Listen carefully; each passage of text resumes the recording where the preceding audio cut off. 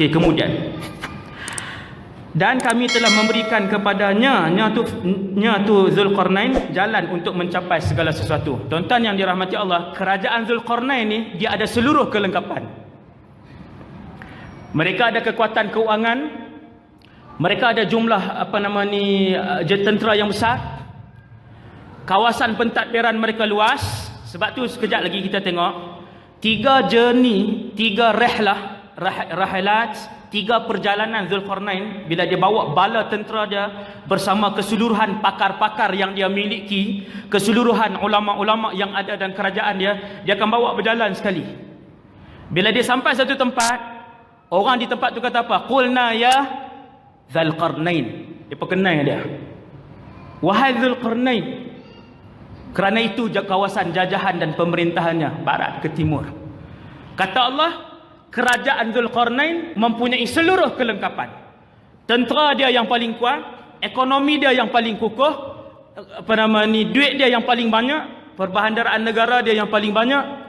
Ini maksud dia min kulli syai'in sababa. Kami berikan kepadanya ke semua kemampuan itu. Fa'atba'a sababa. Maka dia menggunakan ke semua kemampuan tersebut.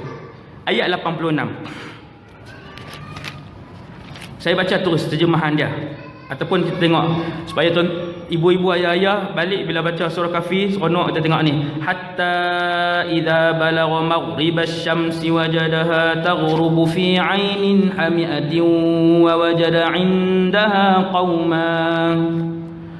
Qulna, tengok dia panggil apa? Ya dzal qarnain imma an tu'adziba wa imma an tattakhidha fihim husna. Yang ni adalah perjalanan pertama Zulkarnain bersama dengan pasukan tenteranya yang besar. Zulkarnain, tuan-tuan, raja yang soleh ni, kalau dia berjalan bukan saja tentera dia bawa juga kekayaan, dia bawa juga seluruh kepakaran. Pakar ekonomi, pakar kekeluargaan, doktor-doktor, arkitek, semua ulama bahasa, ulama usul, tu saya tambah tu. Ulama usul kan biasalah nak bagi sedap. Faham-faham lah maksudnya kan. Kalau saya sebut contoh-contoh tu, kan boleh zaman hari ni. Bid'ah lagi. Sakwadi buat main bid'ah kan. Usul fiqh zaman Zulkarnain, menipu, keluar pula kan. Macam-macam lah zaman hari ni, nah. Jadi tuan-tuan, ni bila kita baca tengok Zulkarnain bawa dengan segala bala tentera dia, bukan bala tentera sahaja, ke semua kepakaran negara dibawa, berjalan bersama dengan dia. Kemudian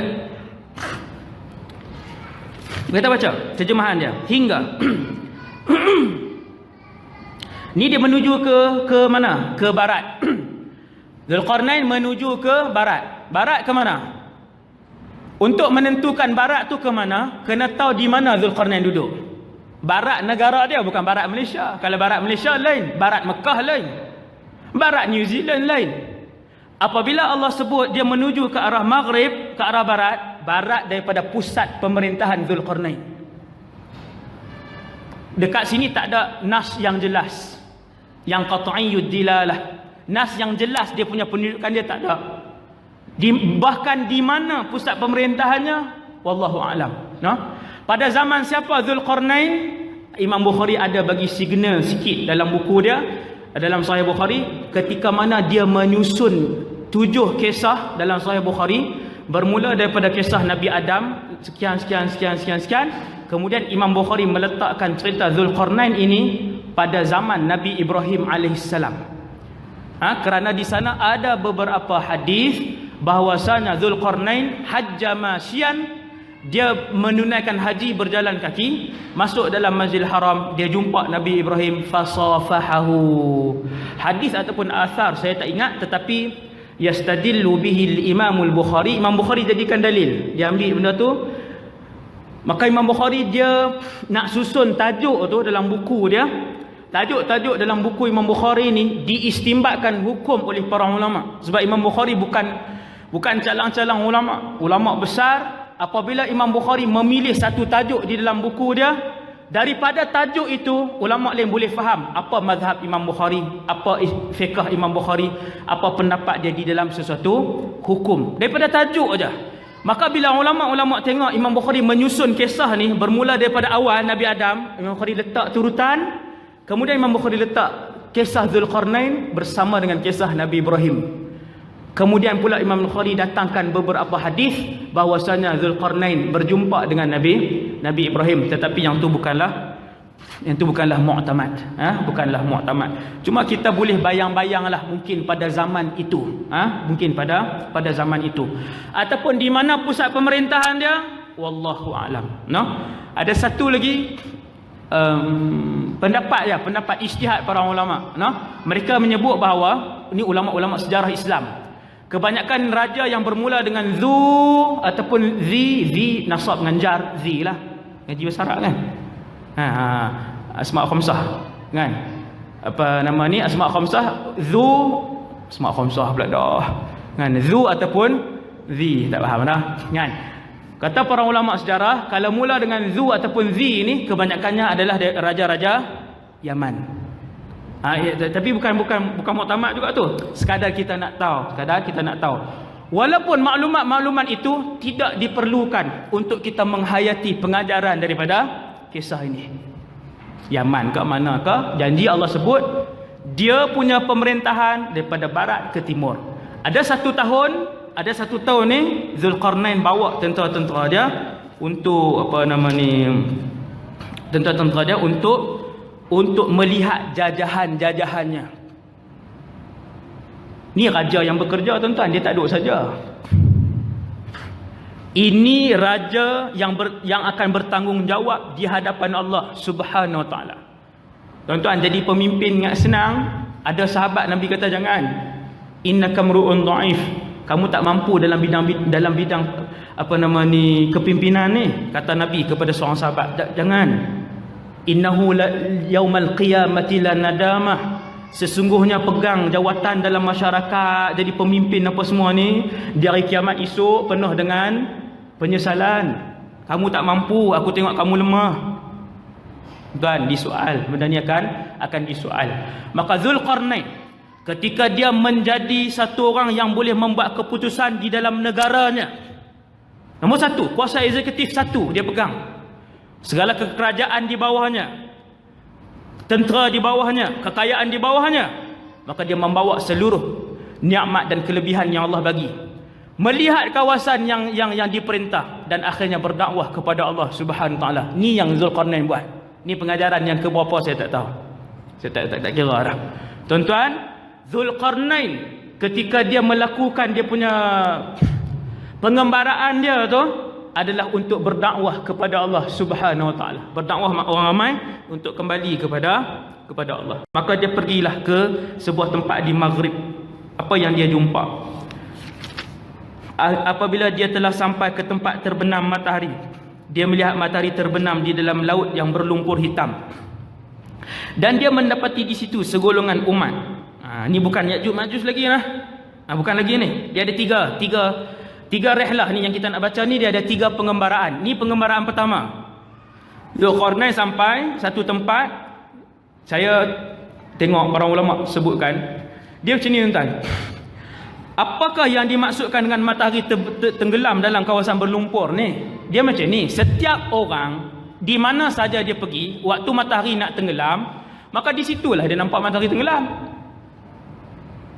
Pedia dia ni cakap ni, dah lah cakap Kedah kan. Macam ni, kita duduk tepi pantai, matahari nak tenggelam, kita nampak matahari tu pergi mana? Masuk dalam laut lah.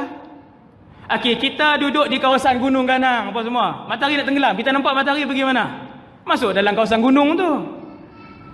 Yang ni lah cerita Zulkarnain. Bila dia sampai satu tempat, di hadapannya adalah satu tanah lumpur. Orang Kedah panggil selut. Pernah dengar tak?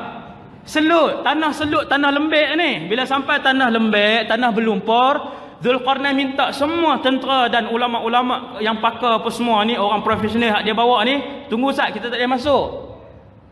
Kita tak boleh lalu ni, jalan ni berlumpur, tanah, tapi dia berlumpur. Nah, sama ada lumpur merah tu ataupun lumpur hitam yang macam kita tengok di sungai kan. Maka tunggu di situ. Bila tunggu di situ nampaklah matahari terbenam di ujung sana. Nampak masuk di mana? Masuk dalam kawasan tanah berlumpur hitam itulah. Ini yang disebut oleh para ulama. Jadi melihat matahari terbenam dalam bukit, ke dalam lautan, ke dalam lumpur hitam, itu adalah berdasarkan di mana kita pada waktu itu. Kita duduk di kawasan apa?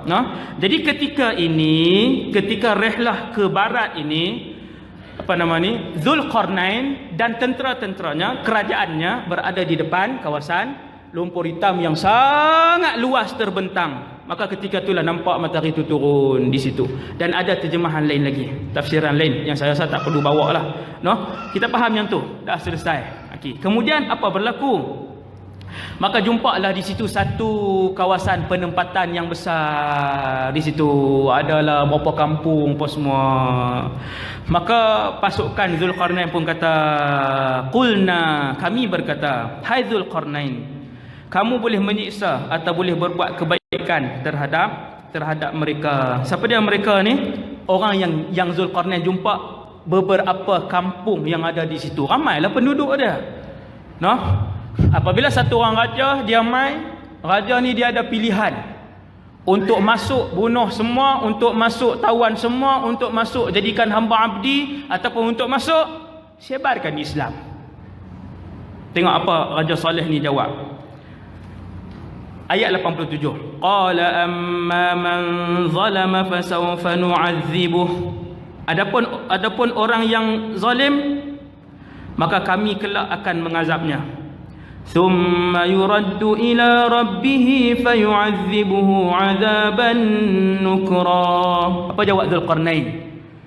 Bila Zulkarnain masuk ke barat ni, satu tempat yang luas, kampung apa semua, orang tanya, wahai Zulkarnain, kita nak buat apa pada penduduk kampung ni? Kita ada pilihan. Zulkarnain kata, siapa-siapa yang ada buat salah, buat jahat, buat zalim dekat orang lain, ada rungutan kejahatan yang dilakukan oleh kelompok manakah, panggil, kita adili mereka, kita kembalikan hak kepada orang yang dizalimi. Dan kemudian dia dikembalikan kepada Tuhannya. Dan sesiapa yang orang kata yang tidak sempat diadili sebagainya, selepas dia meninggal nanti, maka Allah pula yang akan mengazabnya. Tuan faham tak ni? Saya tak boleh kontrol dah bahasa ni, macam tu je lah. Jadi bila Zulkarnain, raja yang saleh ini, dia sampai, dia kata, pergi tengok dalam kampung ni, berapa puluh kampung yang dia ada ni, tengok ada yang ditindas dan sebagainya, yang mereka tak boleh nak lawan, kita selesaikan. Kemudian yang lain yang kita tak sempat tu, nanti mereka kembali kepada Allah, Allah yang akan mengadab mereka. Itu maksud dia. Ni ayat 87 ni. Wallahu a'lam. Itu sebahagian dari tafsir dia. Saya tak boleh buat main semua tafsiran. Dia jadi satu ayat 5 tafsiran, satu ayat 3 tafsiran. Jadi panjang. Kemudian wa amma man amana wa amila salihan falahu jazaa'anil husna wa sanaqulu lahu min amrina yusra. Adapun orang-orang yang beriman dan beramal soleh, yakni tuan-tuan sekalian, Zulkarnain waktu tu dia pun mengarahkan ulama-ulamanya berdakwah, kenalkan mereka kepada Allah Subhanahu Wa Taala, ajarkan kepada mereka tentang Islam. Itulah dakwah yang Nabi suruh. Kemudian siapa yang terima dakwah kita, beriman, beramal soleh, baginya pahala yang terbaik sebagai balasan, dan akan kami titahkan kepadanya perintah yang mudah dari perintah-perintah kami. Kami akan keluarkan arahan. Thumma atba'a sababa. Kemudian dia menempuh jalan yang lain. Habis Zulkarnain, dia bawa kerajaan dia, kekuatan kerajaan tadi ni, pergi ke barat. Kemudian bermulalah perjalanan yang kedua, iaitulah ke timur. Pergi ke timur.